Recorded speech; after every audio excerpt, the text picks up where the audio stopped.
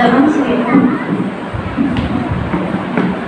பரிசுத்தமுள்ள பரலோக தகப்பனே, இயேசுவின் நாமத்தினால இந்த சமூகத்தில் இருக்கிறோம். ஆண்டவரே, இந்த பொழுது இந்த நல்ல நாளுக்காக நன்றி செலுத்துகிறோம். இந்த மனமகிழ்ச்சி நாளுக்காக நன்றி செலுத்துகிறோம். கர்த்தாவே, ஒவ்வொருவரையும் கர்த்தாவே, நீதாமே ஒவ்வொருவரோடு இருந்து இந்த வார்த்தைகள் எங்களிலே கிரியை செய்யும்படியாக, நீர் மகிமைப்படும்படியாக எங்களுடைய வார்த்தைகள் நாமே வெளிப்படுத்தி செல்கிறோம். சுவாமி, அடியனை மறைத்து உங்களுடைய வார்த்தைகளை நீங்கள் வெளிப்படுத்துவோம். இயேசுவை மூலம் ஜெபிக்கிறோம் ஆண்டவரே. ஆமென். இந்த நாளிலும் இந்த இடத்துல இந்த வாகையோற்று சபையிலே செய்தி அளிக்க ஆண்டவர் செய்த பெரிய கிருபைக்காக ஆண்டவர்களுக்காக நன்றி சொல்கிறேன். செய்தி கொடுக்க வேண்டும் என்று சொன்ன பொழுது சற்று யோசித்தேன், என்ன செய்தி கொடுக்கலாம் அப்படின்னு யோசித்த பொழுது ஒரே ஒரு வார்த்தை மட்டும் எனக்கு நினைவு வந்தது, ஒளியானவர். ஒளியானவர் என்ற ஒரு வார்த்தையை எடுத்துக்கொண்டேன். அதில் என்ன சொல்லலாம் என்பதை கடவுள் எனக்கு சொன்னதை நான் உங்களுக்கு சொல்கிறேன். நம்முடைய வேதாகமத்தில் ஆண்டவருக்கு நிறைய பெயர்கள் உண்டு. ஏசாயா 9ஆம் அதிகாரம் 6ஆம் வசனம் எடுத்தவர்கள் வாசிச்சீங்கன்னா நல்லா இருக்கும்.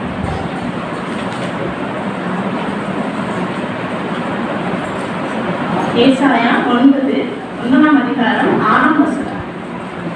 நமக்கு ஒரு குமாரன் கொடுக்கப்பட்டார், கர்த்தத்துவம் அவர் தோளின் மேல் இருக்கும். அவர் நாமம் அதிசயமானவர், ஆலோசனை கர்த்தா, வல்லமையுள்ள தேவன், நித்திய பிதா, சமாதான பிரபு எனப்படும். இப்படிப்பட்ட நாமங்கள் எல்லாம் அவருக்கு உண்டு. அதிசயமானவர், ஆலோசனை கர்த்தர், வல்லமையுள்ள தேவன், சமாதான பிரபு, நித்திய பிதா என்றெல்லாம் அவரை அழைக்கிறோம். இன்று நாம் அவரை ஒளியானவராக அழைக்கிறோம். ஒளியானவர் என்பதை பற்றி அவருடைய நாமம், இன்னொரு நாமம் ஒளியானவர்.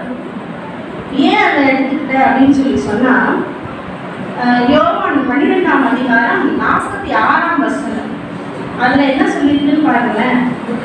யோவான் 12:46.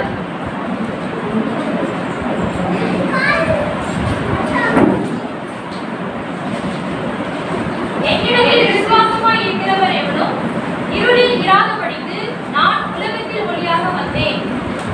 அவர் நம்மிலுள்ள இருளை நீக்க, யாருடைய இருளைனா எல்லாருடைய இருளையும் நீக்க, அவரை விசுவாசித்து யாரெல்லாம் அவரை கடவுளா ஏற்றுக்கிட்டாரோ அவங்க கிட்ட ஒரு சின்ன இருள் கூட இருக்கக்கூடாது. அதற்காக தான் நான் ஒளியாக வந்தேன் அப்படின்னு சொல்லி சொல்றாரு. அதனால அவருடைய நாமம் ஒளியானவர் என்பதை எந்த ஐயமும் இல்லை. இன்னொன்று என்னன்னா, அவர் தீர்க்க தரிசன வார்த்தைகள் நிறைவேறும்படியாக வந்தார். தீர்க்கதரிசி என்ன சொல்லியிருக்கிறார் அப்படின்னு பார்த்தீங்கன்னா, ஏசாயா 9:2 பாருங்க. நடக்கிற ஜனங்கள் பெரிய வெளிச்சத்தை கண்டார்கள், மரண இருளின் தேசத்தில் குடியிருக்கிறவர்களின் மேல் வெளிச்சம் பிரகாசித்தது. இருளில் இருக்கிற ஜனங்கள் பெரிய வெளிச்சத்தை கண்டார்கள். நீங்க நல்லா யோசித்து பார்த்தோம் அப்படின்னு சொல்லி சொன்னா, நம்முடைய முன்னோர்கள்லாம் எப்படி இருந்திருப்பாங்கன்னு சற்று யோசிச்சு பாருங்க. இப்ப நாம நல்ல பகுத்தறிவோடு, நல்ல ஒரு எண்ணங்களோடு ஆண்டவரை பற்றி தெரிந்து கொண்டு ஒரு மாடர்ன் லைஃப் நம்ம வந்துட்டோம். நம்முடைய தாத்தா அவங்கெல்லாம் நினைச்சு பாருங்க, அவங்க எப்படி இருந்திருப்பாங்கன்னு நினைச்சு பாருங்க. அவங்களுக்கு கடவுளை பத்தி தெரியுமா? எதுவுமே தெரியாது. அவங்க ஏதோ ஒரு மூலையில இருந்தாங்க. நம்முடைய மிஷனரிமார்கள் அவங்க கடவுளை பற்றி நமக்கு சொல்லலைன்னா ஆண்டவரை பற்றி நமக்கு தெரியாது. நாம் அந்த இருளிலே தான் இருந்திருக்கோம். அதுதான் என்ன சொல்றாங்கன்னா, இருளில் நடக்கிற ஜனங்கள் பெரிய வெளிச்சத்தை கண்டார்கள். இதை அப்படியே நம்ம மாற்றி படிச்சு பார்க்கறாங்க. இருளில் நடக்கிற நாம் பெரிய வெளிச்சத்தை கண்டோம். மரண இருள் தேசத்தில் குடியிருந்த நம்மே வெளிச்சம் பிரகாசித்தது. அவருடைய வெளிச்சம் நம்மே பிரகாசித்ததால் தான் நாம் இன்னும் பிரகாசமா இருக்கிறோம், மாடல் லைஃப்க்கு வந்திருக்கிறோம். ஒருவேளை மிஷனரிமார்கள் வராமல் இருந்தால் நாம் இன்னும் அந்த இருளுக்குள்ளே தான். அடுத்தது பார்த்தோம்னு சொல்லி சொன்னா, அவரை விசுவாசிக்கிற ஒருவர்கிட்டையும் இருள் இருக்கக்கூடாது அப்படின்னு விரும்புகிற தேவன். 1 யோவான் 5ஆம் அதிகாரம் 4ஆம் வசனம். 1 யோவான் 1ஆம் அதிகாரம் 5ஆம் வசனம். சார், 1 யோவான் 1:5. தேவன் ஒளியாய் இருக்கிறார், அவரில் எவ்வளவு இருள் இல்லை. நாங்கள் அவரிடத்தில் அறிவிக்கிற விசேஷமாய் இருக்கிறது. இது வந்து என்ன சொல்றாங்க அப்படின்னா, அவரிடத்தில் எவ்வளவேனும் இல்லை, கொஞ்சம் கூட அவர்கிட்ட இருள் இல்லை. அவர் அந்த மாட்டு தொழுவத்துல பிறந்த கூட நம்ம சும்மா ஒரு போட்டோல பார்த்தோம்னா கூட அவரை சுற்றி ஒரு ஒளி மாதிரி போட்டுருக்காங்க பார்த்தீங்களா. அவர்கிட்ட கொஞ்சம் கூட இருளே இல்லை. அப்போ நம்மிடம் என்ன இருள் இருக்கிறது? பாவம் என்கிற இருள். பாவம் அப்படின்னா என்னன்னா, கொலை கொள்ளை அப்படிதான் பாவம் அப்படின்னு நினைச்சிட்டு இருக்கோம். பெண்களாக நம்மிடத்துல நிறைய பாவங்கள் இருக்கு. ஒருத்தரை பத்தி ஒருத்தர் பாட சொல்லுவோம். 2 பெண்கள் ஒன்னா கூட்டு நிறைய மூணாவது பெண்ணை பத்தி பேசுவோம், சண்டை முட்டி விட்டுருவோம். அந்த சண்டையில குளிர்கா இருக்கும் பார்த்தியா அப்படின்லாம் சொல்லுவோம் இல்லையா. அவன் இன்னைக்கு அப்படி சொன்னால அது வித்திட்டுட்டா அப்படியா, அதுல கூட ஒரு பாவம் தான். அந்த பாவத்தை நாம செய்யக்கூடாது. அந்த பாவ இருளிலிருந்து நம்மளை விளக்கவும். அடுத்ததாக கடவுளுடைய வார்த்தை, அவர் சொன்ன வார்த்தையை நம்ம தினம் கேட்கிறோம் இல்லையா, ஆலயத்துல வந்து கேட்கிறோம் இல்லையா. அந்த வார்த்தையை சும்மா காதுல மட்டும் வாங்கிட்டு போகிறவராக இல்லாம அதன்படி நாம செய்யணும். அதை செய்யாம இருக்கிறோம் இல்லையா, அதுவுமே ஒரு பாவம். அந்த பாவ இருளிலிருந்து நாம் நீக்குவதற்கும் பரிசுத்தம் இல்லாத ஒரு வாழ்க்கையை நம்ம வாழ்ந்து கொண்டிருக்கிறோம். ஒருவேளை துன்பம் நம்ம நல்லா கொடுக்கலாம். நமக்கு உள்ள இருக்கிறத யார் அறிஞ்சிருக்கிறார்? கடவுள் ஒருத்தர் மட்டும்தான் அறிஞ்சிருக்கிறார். அந்த பரிசுத்தம் தேவை, உள்ள பரிசுத்தம் தேவை, உள்ளத்துல ஒரு பரிசுத்தம் தேவை. அந்த பரிசுத்தத்தை தருவதற்காக அந்த பரிசுத்தம் இல்லாத ஒரு வாழ்க்கை நாம் வாழ்ந்து கொண்டிருக்கிறோம் என்பதை நினைவுபடுத்தி அதை அகற்றி பரிசுத்தமுள்ள ஒரு வாழ்க்கையை வாழ்வதற்கு தான் ஆண்டவர் பிறந்து வந்தார். ஆகவே அவர் ஒளியாக வந்தார். நம்மிடத்தில் இருக்கிற எல்லா இருளையும் நீக்கி நாம பிரகாசிக்க வேண்டும், நம்மை பிரகாசிப்பிக்க வேண்டும் என்பதற்காகவே அவர் ஒளியாக வந்தார். அப்ப ஒளியாக வந்தான்னு சொல்றோம் இல்லையா, அது ஒளி ஒரு வார்த்தை இருக்கு இல்லையா. அந்த ஒளி என்பது என்ன?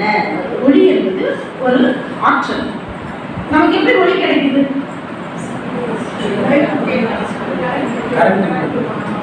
சாதாரணமா பகல்ல சூரியனிடமிருந்து தான் ஒளி கிடைக்கிறது இல்லையா.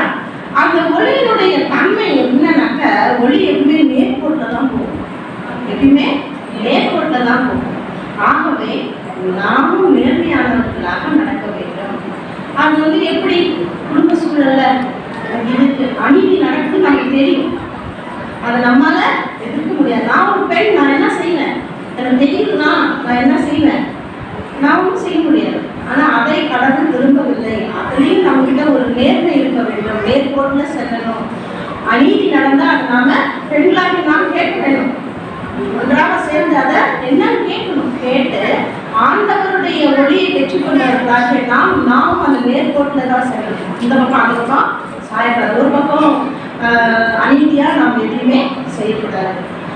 எஸ்தர் ராஜாத்தி பத்தி எல்லாருக்கும் தெரியும் இல்லையா. எஸ்தர் ராஜாத்தி என்ன பண்ணாங்கன்னா, அவங்க அரண்மனைக்குள்ள என்றாகவே முடியல. ஒரு காலகட்டத்தில் அவங்களுக்கு வாய்ப்பு கிடைச்சிது. அந்த ராஜாவுடைய மனைவியாக ராணியாக ஆகுவதற்கு அவங்களுக்கு ஒரு வாய்ப்பு கிடைச்சது. அந்த வாய்ப்பு கிடைத்தப்ப என்ன செஞ்சாங்க அப்படின்னா, தன்னுடைய குலம் யூத குலம் எப்படியெல்லாம் அடிமைப்படுத்தப்பட்டு எப்படியெல்லாம் அவங்கள வதைக்கிறாங்க என்பது ராஜாவுக்கு தெரியல.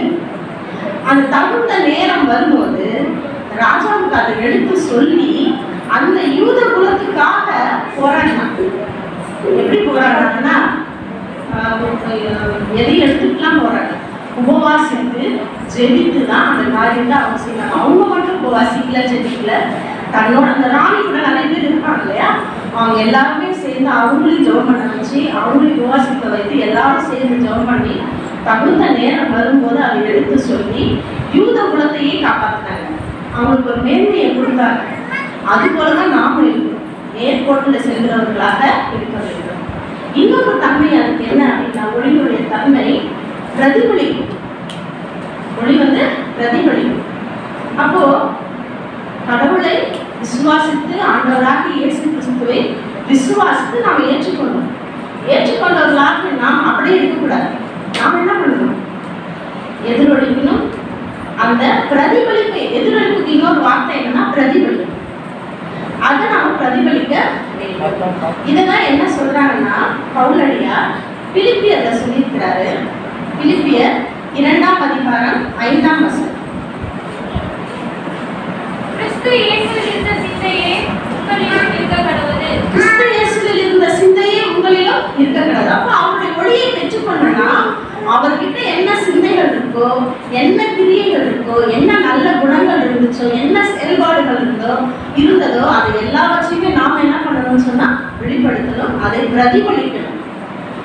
நாம பிரதிபலிச்சாதான் நம்முடைய குடும்பத்துல இருக்கிறவங்க பிரதிபலிப்பாங்க. பெண்களாகி நாம் தான் ஒரு குடும்பத்தை கட்டி காக்கிறோம் இல்லையா?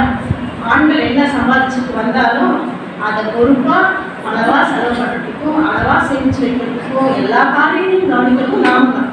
ஸோ நாம என்ன பண்ணணும் அப்படின்னு சொன்னா இப்படியாக நடந்து கொள்ள வேண்டும். கிறிஸ்து இயேசுவில் இருந்த சிந்தையே உங்களிலும் இருக்கக்கூடாது, அவரை நாம பிரதிபலிக்கணும். அதுதான் பவுலடியார் சொல்கிறார். எல்லா நல்ல காரியங்களையும் நாம செய்யணும். முதல் காரியம் என்ன? அவர் தாழ்மையாக வந்தார் இல்லையா? அந்த தாழ்மை நம்ம இடத்துல இருக்க வேண்டும். அன்பின் உருவாக வந்தார், அந்த அன்பின் உருவம் நம்ம இடத்துல இருக்க வேண்டும். வேற இன்னும் நிறைய இருக்குது.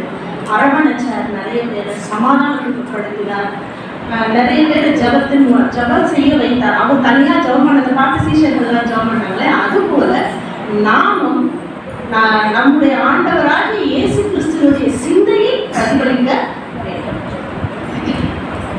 பெண்கள் நாம என்ன பண்றோம்னா இதெல்லாம் எப்படி செய்யறது? நான் ஒரு பெண்ணாச்சு, வீட்டுக்குள்ளாரே இருக்கணும், சமைக்கணும், பிள்ளைங்களை கவனிக்கணும், அவங்களுக்குரிய காரியங்களை செய்யணும் அப்படின்னு எப்பயுமே சோர்ந்து போகவே கூடாது. எப்பவுமே நாம் பிரகாசிக்கிறவர்களாக இருக்க வேண்டும். ஒளியை பெற்றுக்கொண்டோம், ஒளியானவர் வந்துவிட்டார், அவரிடத்திலிருந்து ஒளியை பெற்றுக்கொண்டோம்.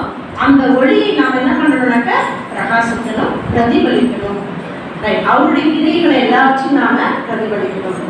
பிலிப்பியர் 2:14 என்ன சொல்றாங்க? நான் வீணாக ஓடினதும் வீணாக பிரயாசப்பட்டதும் இல்லை என்கிற மகிழ்ச்சி கிறிஸ்துவின் நாளில் எனக்கு உண்டாயிருப்பதற்கு ஜீவ வசனத்தை பிடித்துக் கொண்டு உலகத்திலே சுடர்களை போல பிரகாசிக்கிற நீங்கள். அந்த கடைசி பகுதி தான், ஜீவ வசனத்தை பிடித்துக் கொண்டு உலகத்திலே சுடர்களை போல பிரகாசிக்க. அப்போ கடவுள் என்ன விரும்புகிறார் அப்படின்னா, பெண்கள்னா எங்க தனியாக போய் உட்காந்துக்கணும் அப்படின்லாம் விரும்பல. எல்லாரும் அவருக்கு சமம் தான். ஆண் என்றும் இல்லை, பெண் என்றும் இல்லை, யூதன் என்றும் இல்லை, கிரேக்கன் என்றும் இல்லை. நம்ம எல்லாருக்கும் தெரிஞ்ச வசனம் தான் அது. அவர் என்ன விரும்புகிறார்னா ஜீவ வசனத்தை பிடித்துக் கொண்டு. ஜீவன்னா என்ன? உயிர். இதுல இருக்கிறது எல்லாமே உயிருள்ள வசனங்கள். இந்த உயிருள்ள வசனங்களை நாம் படிச்சா மட்டும் போதாது, அதை நம்முடைய வாழ்க்கையில் அபியாசப்படுத்த வேண்டும். அதை பிடித்து கொண்டு இந்த உலகத்துல ஓட வேண்டும், நாம் பிரகாசிக்க வேண்டும் என்பதுதான் ஆண்டவர் விரும்புகிறார். அப்புறம் இன்னொன்று பார்த்தீங்கன்னா, பிரகாசிக்கணும் அப்படின்னா ஒரு இடத்துல வந்து இருள் இருந்துச்சுன்னா விளக்கு கொளுத்தி வைப்போம் இல்லைங்களா? அப்போ அந்த விளக்கு கொளுத்தி வைக்கும் போது தண்ணி ஊற்றுவோமா அதில் எண்ணெய் ஊற்றுவோமா? எண்ணெய் தான் ஊற்றுவோம் இல்லைங்களா? அந்த எண்ணெய் எப்படி கிடைக்குது? ஏதோ ஒரு விதை இல்லையா? விதைய என்ன பண்ணணும்? அதை கசக்கி புழிஞ்சி எடுத்தாலும் அந்த எண்ணெய் கிடைக்கும். அந்த மாதிரி நம்முடைய வாழ்க்கை எதற்கு சமப்படுத்துகிறார் அப்படின்னா, யாத்ராகமம் 27ஆம் அதிகாரம் 20ஆம் வசனம் தான்.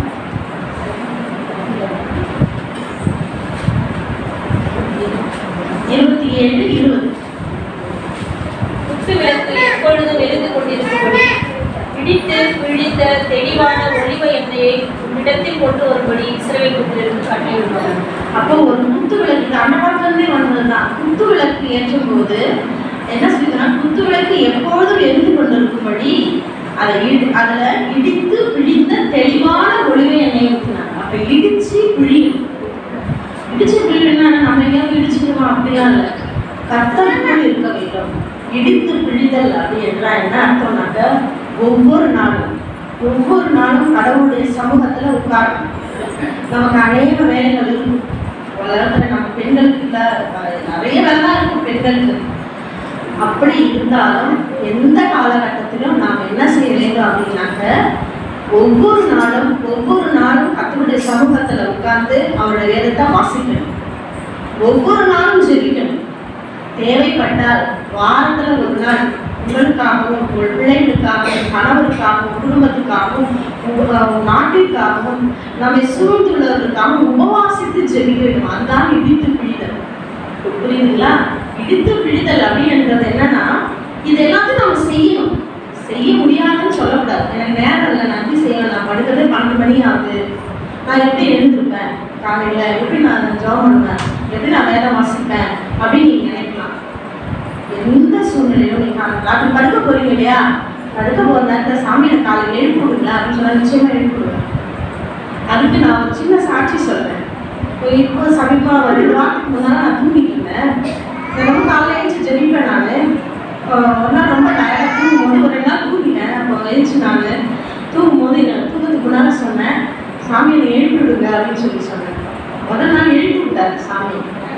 நான் ஜெபம் பண்ண திரும்பி சோம்பேத்தனமா படுத்துட்டேன். அப்புறம் நான் தூங்கும்போது நான் என்ன சொன்னேன், சாமி எனக்கு நீங்கள் எழுப்பி விடுங்க, திரும்பி நான் தூங்காதபடி நல்லா விழிப்பாக என்னை எழுப்பி விடுங்க சொல்லிட்டு படுத்துட்டேன். கரெக்டாக 4 மணி இருக்கீங்க, 4:30 நோக்கம். எங்கள் வீட்டு கேட் தரத்துல யாரும் தரமான சத்தம். உண்மை நான் போய் சொல்லலை, ஆண்டோடைய சமூகத்தில் சொல்கிறேன். கேட்டை வந்து அடிக்கிற மாதிரி சத்தம் வச்சு நான் எழுச்சி உட்காந்துட்டேன். எழுச்சி உட்காந்து போனால் ஒரு பார்த்தா என் ஹஸ்பண்ட் எழுச்சி உட்காந்துருந்தாங்க. அப்போ நான் சொன்னேன், யாரும் கதவு தட்டுற மாதிரி இருந்துச்சு அப்படின்னு. இல்லைம்மா யாரும் கதவு தட்ட, நாம உட்காந்துருக்கேன் அப்படின்னு சொன்னாங்க. அப்போதான் நான் சொன்னேன், நைட் வந்து நான் சாமி சொல்லிட்டு படுத்தேன், நைட்டு எனக்கு காலையில் எழுப்பி விடுங்க சாமி, ஆனால் விழிச்சிக்கணும், நல்ல விழிப்பாக இருக்கிற மாதிரி என்னை எழுப்பி விடுங்க அப்படின்னு சொன்னேன். சாமி என்னை எழுப்பி விட்டாருன்னா அவனுக்கும் சந்தோஷம், எனக்கும் சந்தோஷம். அதுக்கப்புறம் நான் உட்காரவே இல்லை, எழுந்து போயிட்டேன். பெட்ரூம் எழுந்து ப்ரேயர் ரூம் போய் ப்ரே பண்ண ஆரம்பிச்சேன். இது எனக்கு மட்டும் இல்லை, எல்லாருக்கும் புரியுது. நைட் சொல்லிட்டு படுங்களேன், நிச்சயமாக சாமி அதை செய்வாங்க, கடவுள் நிச்சயம் செய்வார். என்னால் முடிவை மட்டும் தயவுசெய்து சொல்லிடாதீங்க. ஒரு நாளில் வந்து 24 மணி நேரம், அதில் எவ்வளவு நேரம் நம்ம வேலை செய்யணும் கடவுளுக்காக. ஒரு மணி நேரம், 24 மணி நேரத்தில் ஒரே மணி நேரம் நாம் அமர்ந்து ஜெபிக்க வேண்டும் நிச்சயம். ஒரு சிலர் சொல்லுவாங்க, ஆனால் என்ன அப்படியே ரொம்ப நம்ம போய் இந்த வசனத்தெல்லாம் கேட்டுட்டு நம்ம வீட்டில் போய் இதை ப்ராக்டிஸ் பண்ணணும்னு வச்சுக்கோங்க. ஒரு கமெண்ட் பார்த்தீங்கன்னா திடீர்னு ரொம்ப பக்தி ஆகிட்டேன். சும்மா வசனம் படிச்சு ஜோம் பண்ணால் போதான் கடவுள் எல்லாத்தையும் பார்த்துக்குவார். போட்டி ஜோம் பண்ணால் தான் கேட்பாரா? அது கிடையாது. இப்போ ஒரு குழந்தை வளர்த்து வச்சுக்கோங்க, குழந்தை பறக்குது, 10 வயசு வரைக்கும் குழந்தையாவே இருந்தா நம்ம பிடிக்குமா? ஐயோ என்ன இப்படி குழந்தையாவே இருக்கு, 10 வயசு ஆயிடுச்சு அப்படியே இருக்கு. அப்போ கடவுளை நம்ம விசுவாசித்து ஏற்றுக்கொள்ளணும்.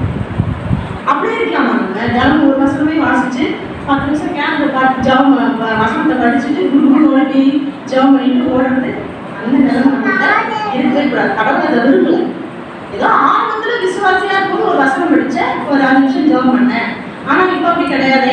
நீ என்னை பற்றி இன்னும் நிறைய தெரிஞ்சுட்டு தான் இருக்க, வாரம் வாரம் பாஸ்டர் மூலமாக வசனம் கேட்டுட்டு தான் இருக்க, இன்னும் நீ குழந்தையாகவே இருக்கியே, நீ எப்போ வளர்ந்து வர போகிற, எப்படி என்னுடைய சமூகத்தில் இன்னும் கிட்டி சேர போகிற அப்படின்ற ஒரு ஆர்வம் அவர் நம்ம பார்த்து கேட்டுக்கொண்டே இருக்கிறார்.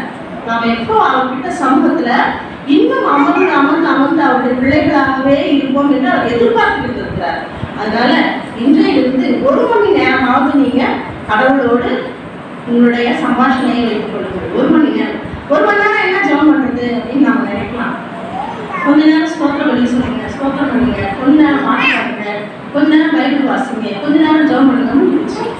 நம்ம குடும்பத்துக்காக ஜெபம் பண்ணுங்க. நீ யாருக்கெல்லாம் ஜெபம் பண்ணணும்னு நினைக்கிறீங்களோ அவங்களுக்கெல்லாம் ஜெபம் பண்ணுங்க, தேசத்துக்காக ஜெபம் பண்ணுங்க. எவ்வளவு தேவைகள் இருக்கு, அது எல்லாத்தையும் மனதில் வச்சு ஜெபம் பண்ணிங்கன்னா 1 மணி நேரம் போனதே தெரியாது. சரி என்னால் முடியல அப்படின்னு சொன்னா தனியாக செப்பரேட்டாக பண்ண முடியல அப்படின்னா நீங்கள் சமைச்சிட்டு இருக்கும்போதே ஜெபம் பண்ணலாம், சமைச்சிட்டு இருக்கும்போதே பாட்டு பாடலாம். ஆண்டவரே எனக்கு தேவை செஞ்சுட்டேன் அப்படின்னு வானலில் காப்பிட்டு இருக்கும்போதே ஜெபம் பண்ணலாம். அதையும் சாமி அங்கீகரிப்பார். ஆனாலும் 1 மணி நேரம் அவரோடு நாம் செலவழிக்க வேண்டும் என்று அவர் எதிர்பார்க்கிறார். அதை தயவு செய்து நாங்கள் எல்லாருமே செய்யணும்.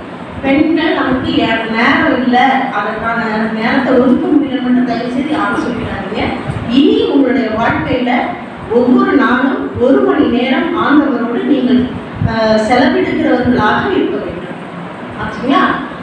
இன்னொன்று என்னன்னா, கர்த்தர் வந்து அவரோடு நாம் வந்து சேர்ந்து வாழ்வதை, அவருடைய சிந்தனையை நமக்குள்ளே இருக்கணும் என்பதான் அவர் விரும்பி கொண்டிருக்கிறார். தினமும் தேவ சமூகத்தில் அமர்ந்திருக்க வேண்டும். உங்களுக்கு நல்லா தெரியும், மாத்தாள் மரியாள் கதை தெரியும் இல்லையா?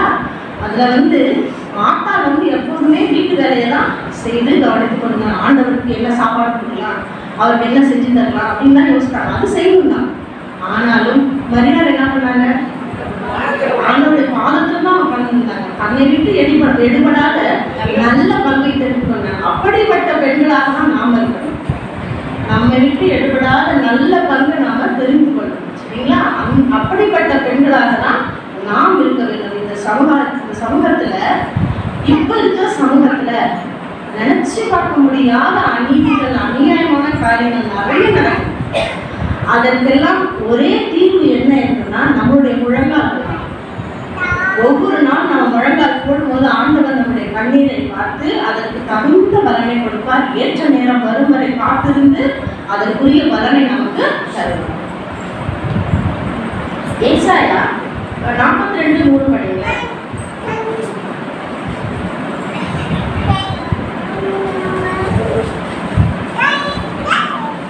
ஏசாயா 42:3.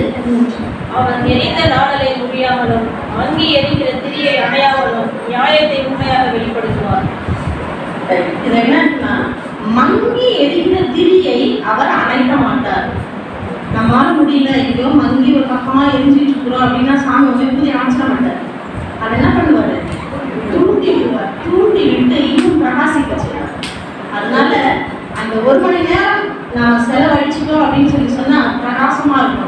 நிச்சயம் நம்முடைய வாழ்க்கையில் நம்முடைய குடும்பங்களில் ஆசீர்வாதத்தை நீங்கள் காண்பீர்கள். நான் சாட்சி, எல்லா இடத்திலும் நான் சாட்சி. 1 மணி நேரம் நான் தினமும் ஜெபிப்பேன். தேசத்துக்காக, என்னுடைய பிள்ளைகளுக்காக, கணவனுக்காக, குடும்பத்துக்காக ஜெபிப்பேன். கர்த்தர் என் குடும்பத்தை ஆசீர்வாதம் பண்ணியிருக்கிறார். அதனால பெண்களே, நீங்கள் ஒவ்வொருவரும் தினமும் 1 மணி நேரம் ஜெபிக்கிறார். அவருடைய கிருபை வேணும். அவன் ஜெபிக்கணும்னா அவருடைய கிருபை நமக்கு வேணும். அந்த கிருபை தான் இந்த மங்கி என்ற திரியை அவர் ஒரு நாளும் அணைக்க மாட்டார். ஏதோ ஒரு ஓரத்தில் என் மகன் ஜெபம் பண்ணிட்டு அதை நான் லிஃப்ட் பண்ணணும், அதை நான் உயர்த்தணும், அதை பிரகாசிக்க செய்யணும் அப்படின்னு அவர் நினைச்சு நம்முடைய திரியை அவர் அணைச்சி போடாமல் அதை அழகாக அப்படி தூண்டி தூண்டி தூண்டி விட்டு அழகாக பிரகாசிக்க செய்யணும். நீங்களும் அப்படியே செய்யணும். அதுபோல 10 கன்னிகைகள் உங்களுக்கு தெரியும். அதுல 5 கன்னிகைகள் என்ன பண்ணல? ஆமா, இன்னொரு 5 கன்னிகைகள் புத்திசாலியா நிறைய என்ன எக்ஸ்ட்ரா என்னெல்லாம் எடுத்துட்டு போனாங்க. அதுபோல புத்தியுள்ள கன்னிகைகளாகவும் நாம் இருக்கணும். ஜெபித்தால் மட்டும் போதாது. உலகத்துல என்னென்ன காரியங்கள் நடக்குது அப்படின்றத நியூஸ் கேட்கணும். ஒவ்வொரு நாளும் நியூஸ் கேட்டு உலகத்துல என்னென்ன காரியங்கள் நடக்குது என்பதெல்லாம் கேட்டு எங்கெங்கெல்லாம் அநீதி நடக்குதோ அந்த அநீதிகளுக்காக தவை நடந்து அநீதி நடக்குது அதை மாற்றி போடுங்க. ஜபத்தால் முடியாதது எதுவுமே கர்த்தர் நிச்சயம் நம்முடைய ஜபத்தை கேட்பார். அவருடைய விருப்பம் என்ன தெரியுமா? அவருடைய விருப்பம் என்னன்னா எபேசியர் 5:8 பாருங்க.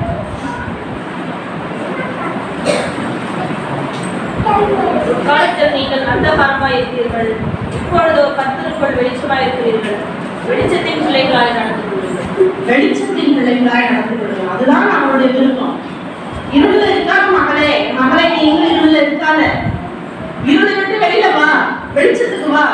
வெளிச்சத்துக்கு வந்து என்னுடைய வசனத்தை படி, அதன்படி நட, உலக காரியங்களை தெரிந்து கொள்ள, அதற்காக முழங்கால் போட்டு ஜெபம் பண்ணு, வெளிச்சத்திலே நட, இருளிலே இருக்காது. அதுதான் என்னுடைய விருப்பம் என்று ஆண்டவர் இன்றைக்கு நமக்கு உரைக்கிறார்.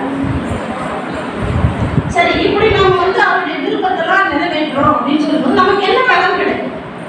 ஒளியானவர் வந்துவிட்டார், பாவ இருளை நீக்க வந்தார், அதெல்லாம் நம்ம செஞ்சுக்கிறோம், ஒவ்வொன்றா செய்யறோம், ஜபமும் பண்றோம். ஆண்டவர் நமக்கு எல்லா ஆசீர்வாதங்களையும் கொடுக்குறார் அப்படின்னா நமக்கு என்ன பலன் கிடைக்கும் அதனால அப்படின்னு சொன்னா, வெளிப்படுத்தல் 2ஆம் அதிகாரம் 6ஆம் வசனம்.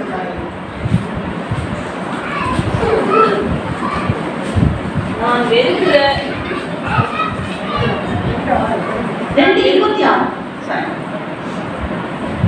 வெளிப்படுத்தல் 2:26. முடிவு பரியந்தம் என் கிரியைகளை கைக்கொள்கிறவன் எவனோ அவனுக்கு நான் என் பிதாவினிடத்தில் அதிகாரம் பெற்றது போல ஜாதிகள் மேல் அதிகாரம் கொடுப்பேன். ஜாதிகள் மேல நமக்கு அதிகாரம் கொடுப்பார்.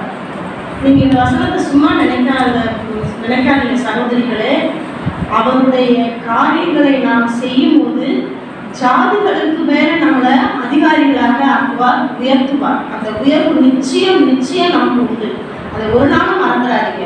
இப்படியெல்லாம் நான் செஞ்சேன், கடவுள் எனக்கு என்ன செஞ்ச? அதோ வசனம் அழகா கொடுத்துருக்குறாரு.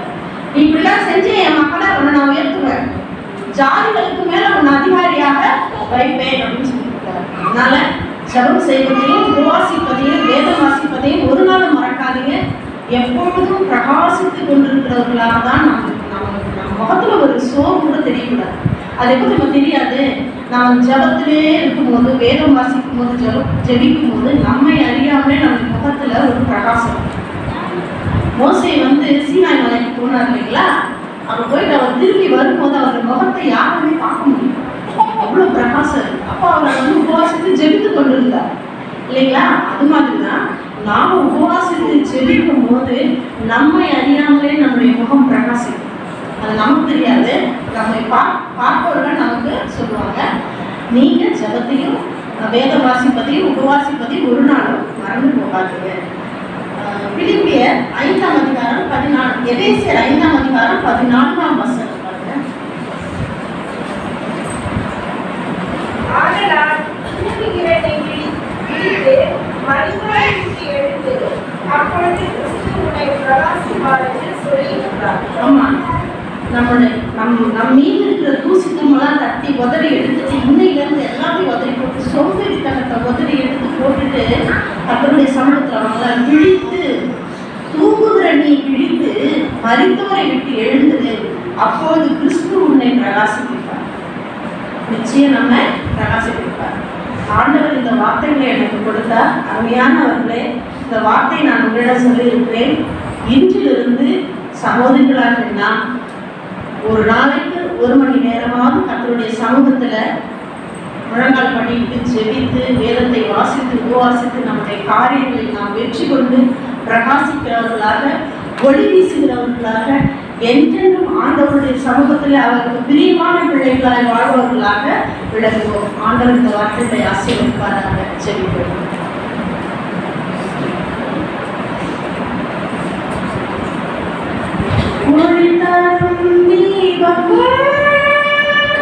சுடவீசும் தீபம் நாம் கலங்கரை விளக்கை போல் இயேசுவின் ஒளி தருவோம். ஒளி தரும் தீபங்கள் சுடவீசும் தீபம் நாம் கலங்கரை விளக்கை போல்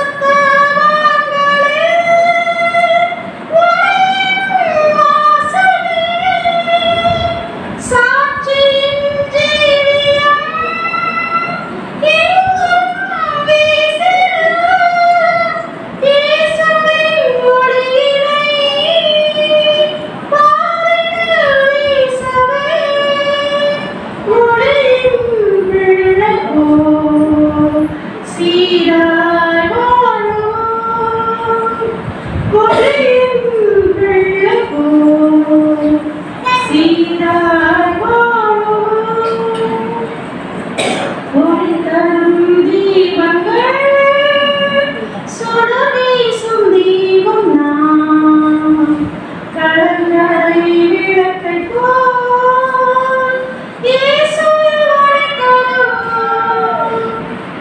அன்புடைய ஆண்டவரே, நன்றியோடு துதிக்கிறோம், ஸ்தோத்திரிக்கிறோம். சுவாமி, நீர் கொடுத்த நல்ல வேலைக்காக உமக்கு நன்றி செலுத்துகிறோம். நீர் கொடுத்த அருமையான வார்த்தைகளுக்காக உமக்கு நன்றி செலுத்துகிறோம்.